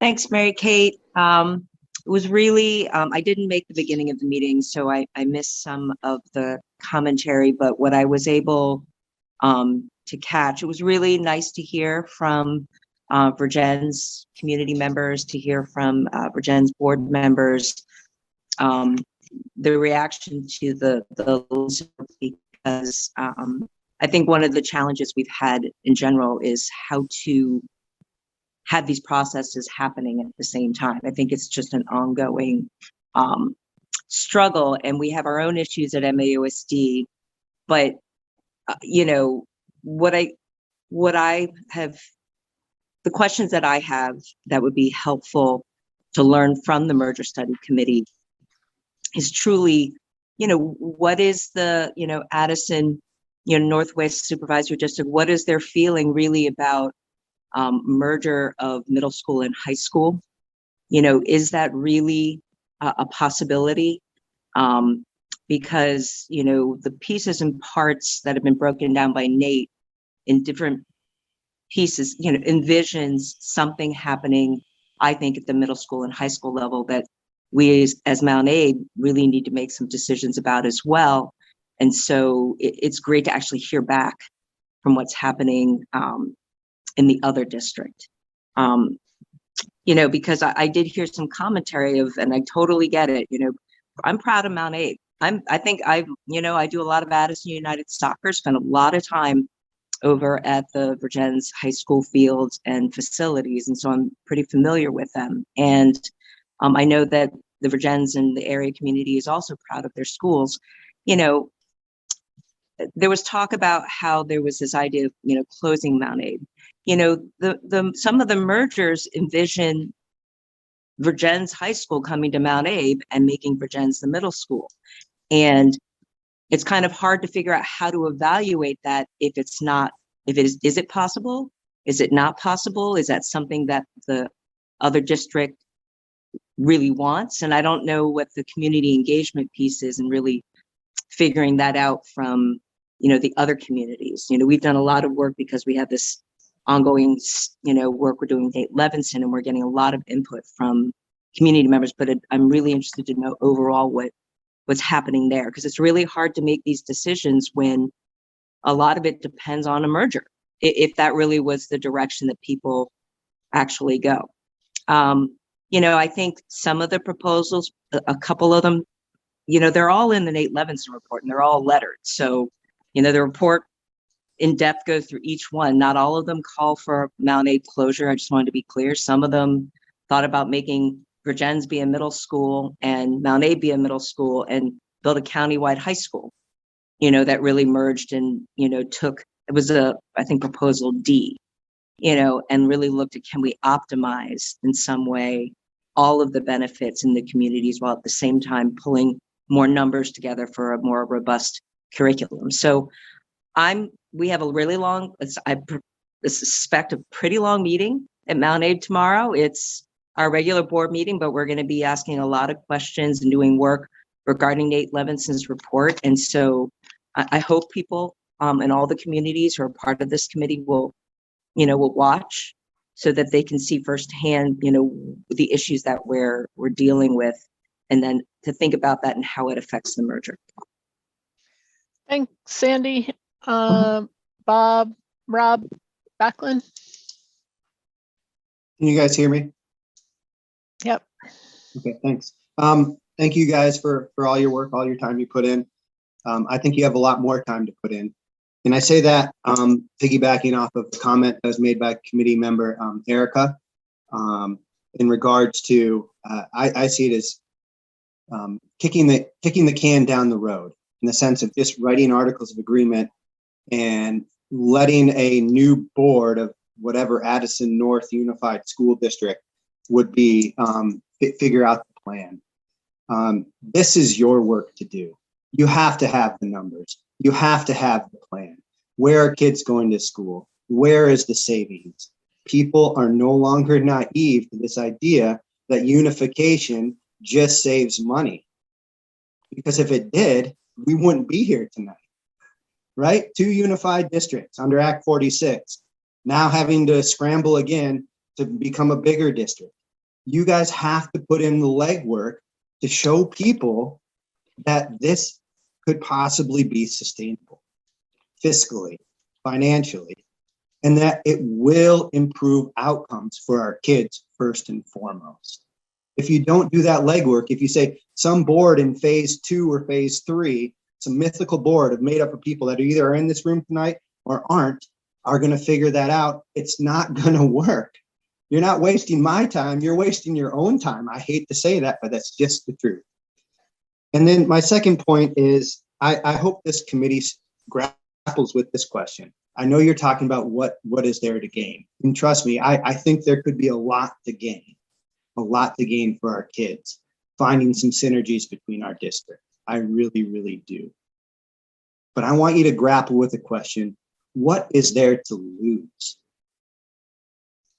It's a question that I would say in Mount Abe, we haven't grappled with as a board. And I think we should, because people in the town of Starksboro, people in the town of Lincoln, I've spoken to people in Addison, they feel like they've lost something. And I really encourage you to ask that question. What could we lose if we go all in, all at once? Thank you. Thanks, Rob. Marguerite Gregory. Yes, thank you. So I've been very encouraged tonight to hear members of the committee begin to explore ideas for collaboration, and I'm glad to see the issue of collaboration on a future work plan. This was something that was voiced over and over again at the community input event. I would like to see a compilation of the community input made available to the public.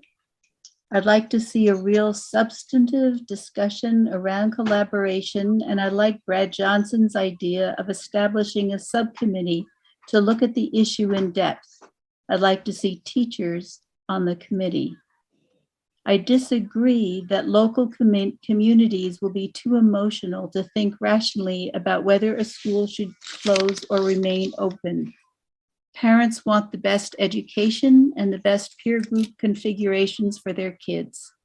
There is a counter argument that the further from the local school decisions are made, and the more top-down the decisions, the less it will address the needs of the students. So, thank you.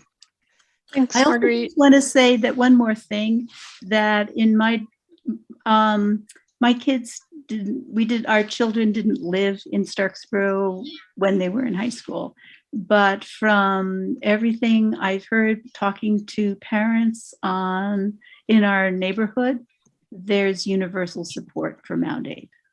And people are, feel that teachers were good, their kids did well in the school. So just want to let you know that.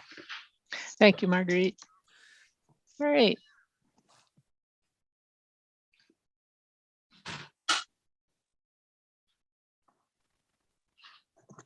One more, Nancy Cornell.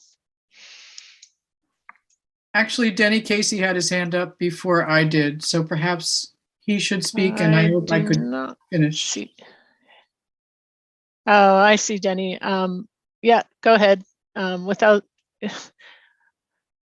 the hand prompt, it doesn't I'm sorry. go to the front of my screen. But I'm go ahead. computer illiterate. Me too.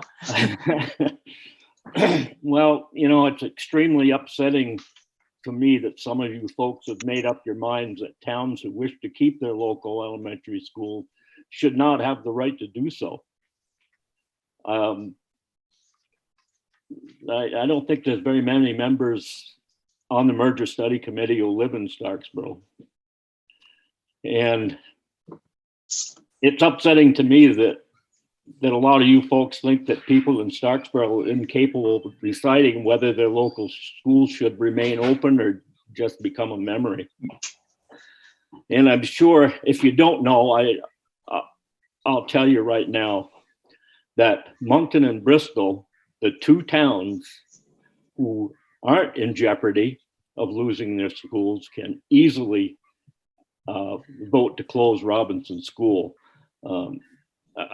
I just don't believe that that's a good practice. And I think, you know, I've listened to several of your meetings and I hear the same people say the same thing, that, you know, the town shouldn't have the right to vote. They're just, you know, they're incapable of doing it. Their emotions get in the way.